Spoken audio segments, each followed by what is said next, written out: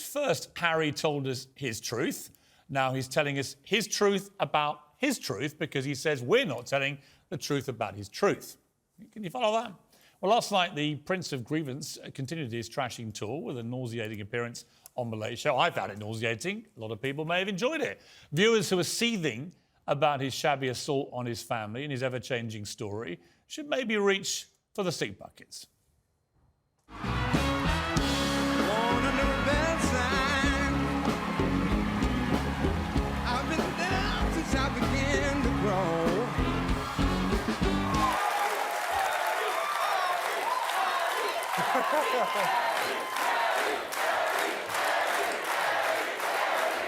Thank you for bringing in the crowd.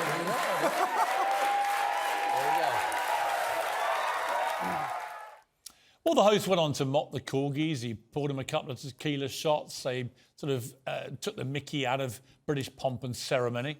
And then Harry launched into his favourite subject, which, of course, is... Well, two favourite subjects, isn't it? One is trashing his family. The other one's trashing the evil British press, of which I have been a leading member for many years. And once again, Harry wants to convince you that what you have seen with your own eyes and heard with your own ears, you haven't actually seen and heard. Without doubt, the most dangerous lie that they have told is that I somehow boasted about the number of people that I killed in Afghanistan. My words are not dangerous, but the spin of my words are very dangerous. Dangerous because it makes you a increased target, those around you that you love. And that is a choice they've made. Yeah, actually, Harry, the choice was yours. You chose to reveal the number of people that you killed in Afghanistan. You chose to describe them as chess pieces removed from the board. And it was military leaders and servicemen, some of whom served alongside you, who lined up to condemn your choice as undignified and dangerous. Never mind what I have to say about this, although my brother is a recently retired British Army colonel and my sister married an Army colonel. But another colonel, Tim Collins, a British war hero, accused Harry of turning on his military family. He called it a tragic money-making scam. Is he, too, a dangerous spinner? Or is he calling it as many people in the military see it? Well, Harry told People magazine that he made that boast for his own healing journey. There's not much healing in this book, is there? A lot of hurt being thrown at people at Buckingham Palace. Last night he said it was his intention when he revealed the number of people he killed of the Taliban to reduce the number of suicides amongst military veterans. But he never mentioned that as the reason why he was talking about this in his book.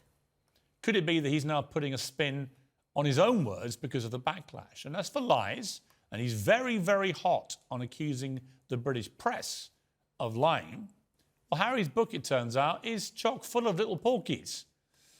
But first, this is what Harry has to say about the importance of accuracy. Yes, I have actually watched The Crown. Oh, yeah. Well, the recent stuff or the older stuff? The older stuff and the more recent stuff. Yeah. Do you fact-check it while you watch it?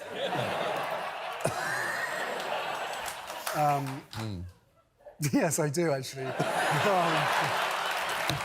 Which, by the way, another reason why it's so important that history has it right. Yeah, I couldn't agree more. Very important that history has it right. So, in the interest of history, we've done some fact-checking ourselves with the help of other journalists around the world. Harry writes glowingly, for example, about his distant grandfather, King Henry VI, who founded Eton College. But actually, King Henry's lineage ended when his son died as a childless teenager. Harry says he can't remember anything from his early childhood, but he does miraculously remember his father calling him a spare shortly after his birth. He says he got an Xbox for his 13th birthday, 4 years before Xboxes existed. He vividly describes receiving a phone call while he was at Eton to break the news of the Queen Mother's death. But the problem is he was in Switzerland skiing with his family when it happened. He describes urging Meghan's father, Thomas, to fly to Britain to escape the media, which is confusing because it's, of course, the British press who are the rabid devils. In that case, we told him, leave Mexico right now. A whole new level of harassment is about to rain down on you, so come to Britain. Now. Air New Zealand. First class, booked and paid for by Meg. Yeah, problem is Air New Zealand doesn't even offer first-class tickets from Mexico to the UK. In fact, it doesn't offer flights at all from Mexico to the UK. But Harry's big lie, The tallest tale of a lot and the most damaging is, of course, the claim that he and Meghan never accused the royal family of racism. The way the British press reacted to that was fairly typical. Neither of us believe that that comment or that experience or that opinion was based in racism.